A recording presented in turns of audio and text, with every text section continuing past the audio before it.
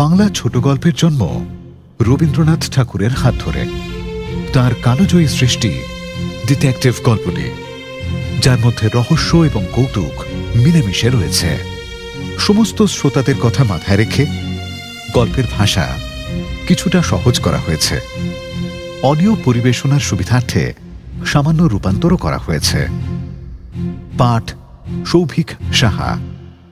ডিটেকটিভের স্ত্রীর চরিত্রে গঙ্গোত্রী ব্যানার্জি। শুরু হচ্ছে ডিটেকটিভ প্রথম পর্ব। আমি পুলিশের ডিটেকটিভ কর্মচারী। আমার জীবনে দুটোই মাত্র লক্ষ্য ছিল, আমার স্ত্রী আর আমার কাজ। আগে একান্নবর্তী পরিবারের মধ্যে ছিলাম। সেখানে স্ত্রীর প্রতি সমাদরের অভাব হওয়াতেই দাদার সঙ্গে ঝগড়া করে বেরিয়ে এসেছি। দাদাই রোজগার করে আমাকে পালন করছিলেন, তাই হঠাৎ স্ত্রীকে নিয়ে তার আশ্রয় ছেড়ে বেরিয়ে আসাটা আমার পক্ষে দুঃসাহসের কাজ হয়েছিল। কিন্তু কখনো নিজের উপরে আমার বিশ্বাসের অভাব ছিল না। আমি জানতাম সুন্দরী স্ত্রীকে যেমন করে বশ করেছি, বিমুখ ভাগ্যলক্ষ্মীকেও তেমনই বশ করতে পারব। মহিমচন্দ্র এই সংসারে পেছনে পড়ে থাকবে না। পুলিশের চাকরিতে সামান্যভাবে কাজ শুরু করলাম। প্রমোশন পেয়ে ডিটেকটিভ হয়ে উঠতে দেরি হলো না। আমার স্ত্রীর সব ভালো, কিন্তু তার ছিল সন্দেহ করার প্রবণতা। তাতে আমার কাজকর্মের একটু অসুবিধে হতো, কারণ পুলিশের কাজে অত জায়গা বেজায়গা, সময় অসময় এসব বাছবিচার করতে গেলে তো চলে না, বরং বেজায়গা আর অসময়টার চর্চাই বেশি করে করতে হয়।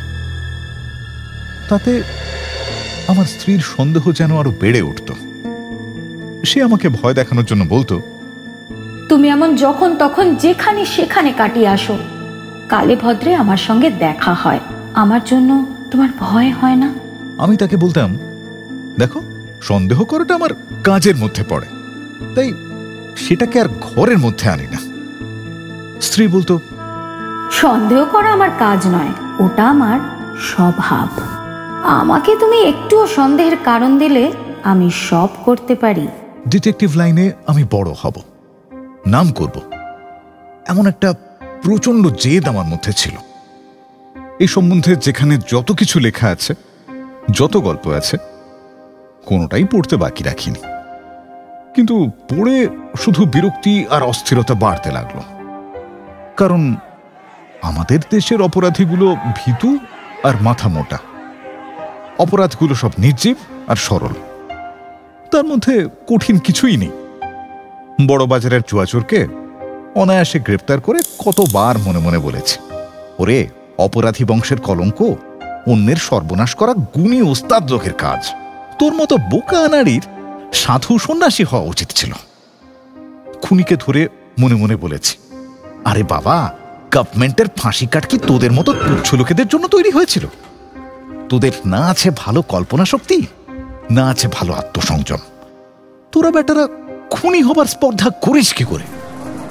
আমি কল্পনার চোখে যখন লন্ডন আর প্যারিসের ভিড় রাস্তার দুপাশে শীতের কুয়াশা মাখা উঁচু উঁচু অট্টালিকাগুলো দেখতে পেতাম, তখন আমার শরীর রোমাঞ্চিত হয়ে উঠত।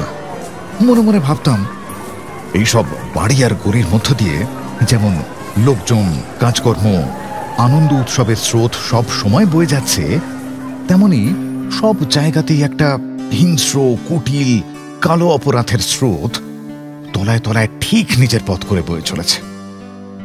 আর আমাদের কলকাতার রাস্তার ধারের জানলা খোলা বাড়িগুলোর মধ্যে রান্না বাটনা, বাড়ির কাজ, পরীক্ষার পড়া, তাস দাবার আসর কিংবা স্বামী স্ত্রীর ঝগড়া, খুব বেশি হলে ভাইয়ে ভাইয়ে বিবাদ আর মামলা মোকদ্দমার পরামর্শ, তাছাড়া আর বিশেষ কিছুই নেই।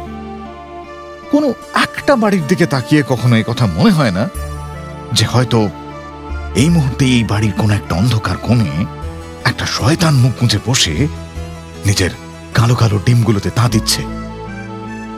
আমি অনেক সময় রাস্তায় বেরিয়ে লোকেদের মুখ আর চলাফেরার ভাব লক্ষ্য করতাম। ভাবে ভঙ্গিতে যাদের একটুও সন্দেহজনক বলে মনে হতো অনেক সময়ই লুকিয়ে তাদের অনুসরণ করতাম, তাদের নাম ধাম ইতিহাস খুঁজে বেড়াতাম।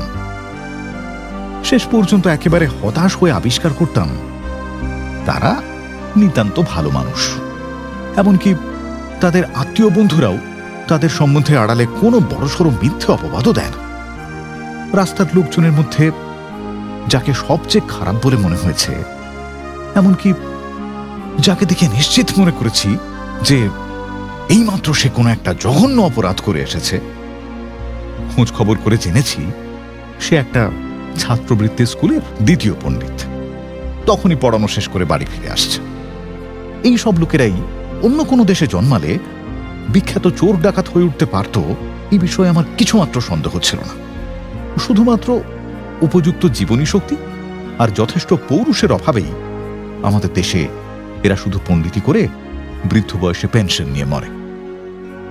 বহু চেষ্টা আর সন্ধানের পর এই দ্বিতীয় পণ্ডিতটার নিরীহতার প্রতি আমার যেরকম গভীর অশ্রদ্ধা জন্মেছিল, কোনো ছোটখাটো ঘটিবাটি চোরের প্রতিও তেমন হয়নি।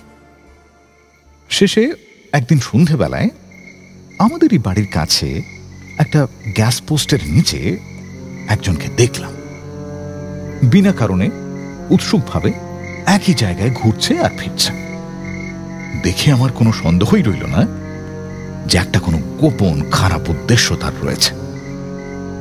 নিজে অন্ধকারের মধ্যে লুকিয়ে থেকে তার চেহারাটা বেশ ভালো করে দেখে নিলাম। তরুণ বয়স, দেখতে সুশ্রী। মনে মনে বললাম, দুষ্কর্ম করবার এই তো ঠিক উপযুক্ত চেহারা। মুখ দেখেই যাদের অপরাধী বলে মনে হয় তারা যেন সমস্ত রকম অপরাধের কাজ যথাসম্ভব এড়িয়ে চলে।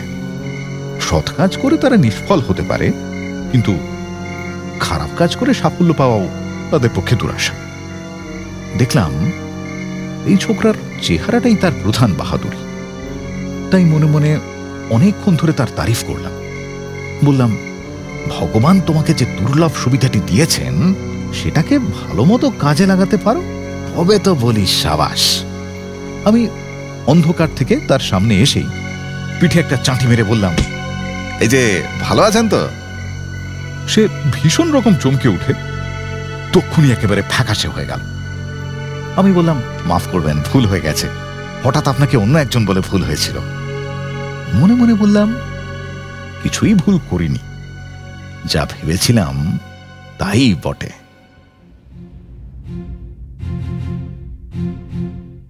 শুনলেন রবীন্দ্রনাথ ঠাকুরের ছোট গল্প ডিটেকটিভ, প্রথম পর্ব।